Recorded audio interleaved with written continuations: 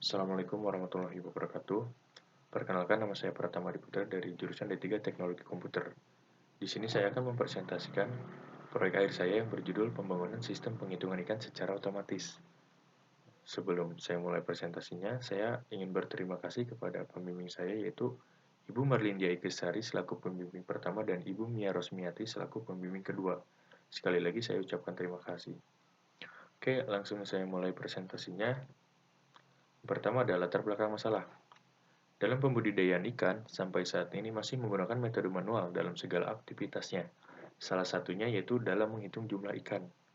Oleh karena itu, sebaiknya pada kegiatan pembudidayaan ikan ini bisa diimbangi dengan perkembangan teknologi yang tepat, guna meningkatkan efisiensi peternak dalam membudidaya ikan. Selanjutnya ada beberapa masalah. Yang pertama, rumusan masalah.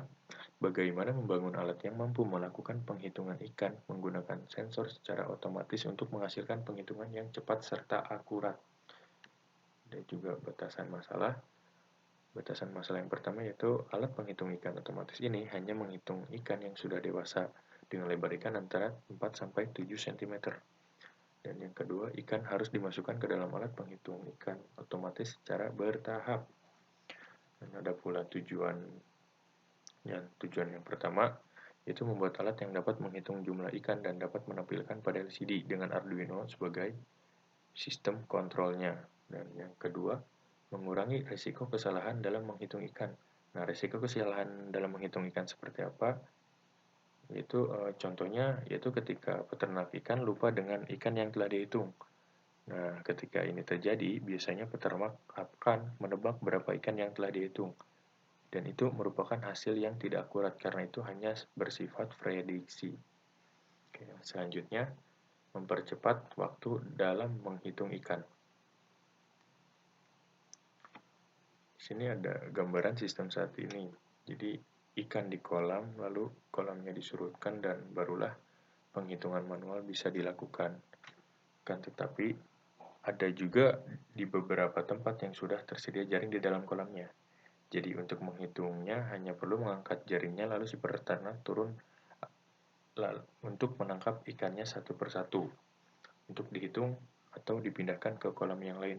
Jadi tidak perlu disurutkan dulu airnya karena di bawahnya sudah tersedia jaring, jadi tinggal diangkat aja jaringnya. Gitu. Nah, gambar sistem usulan. Nah, ikan yang akan dimasukkan di kolam itu akan diproses oleh Arduino dengan menggunakan sensor ping yang mendeteksi jarak. Nah, tombol reset ketika ditekan akan menyalakan LED yang berwarna kuning. Dan ketika tombol mulai ditekan, LED warna hijau akan menyala dan buzzer juga akan menyala. Ketika tombol berhenti ditekan, LED berwarna merah itu juga akan menyala. Nah, Arduino ini menampilkan data yang dimunculkan di LCD.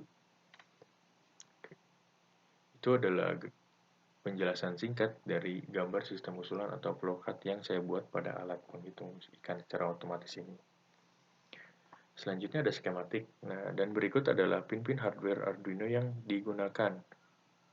Mungkin saya tidak akan membaca satu persatu demi menghemat waktu.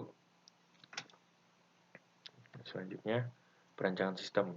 Nah, untuk gambar yang pertama, ini adalah gambar shield tampak dari belakang. Dan untuk gambar yang kedua, ini adalah gambar shield tampak dari depan.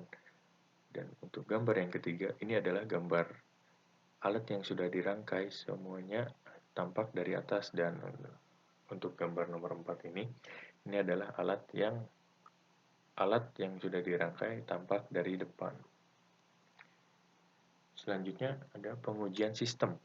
Nah, di sini ada pengujian sistem yang pertama, itu dia shield yang menunjukkan ada push button, 3 push button dan 3 LED. Nah, untuk kasus yang pertama ini ketika push button yang paling kiri atau push button yang reset itu ketika ditekan LED yang berwarna oranye itu akan menyala dan itu menandakan bahwa penghitungan itu di reset. Dan untuk yang kasus yang tengah, nah ini ketika push button yang tengah ini ditekan, otomatis LED yang berwarna hijau yang di tengah ini akan menyala dan itu menandakan bahwa alat penghitungan ikan ini siap beroperasi atau siap menghitung. Nah, untuk kasus yang ketiga, Ini ketika tombol yang push button yang paling kanan ditekan. Nah, ketika itu push button itu ditekan, LED yang berwarna merah ini akan menyala dan itu menandakan bahwa penghitungan ikan telah dihentikan. Selanjutnya ada buzzer. Nah, ketika buzzer ini ketika ikan ikan itu melewati jalur atau melewati sensor yang telah dibuat, buzzer ini akan otomatis berbunyi. Nah, di sini adalah tampilan LCD. Nah, untuk tampilan LCD yang pertama ini menandakan bahwa alat atau ini menandakan bahwa posisi defaultnya alat alat penghitung ini. Nah, untuk yang kedua ini adalah kasus ketika tombol reset ditekan.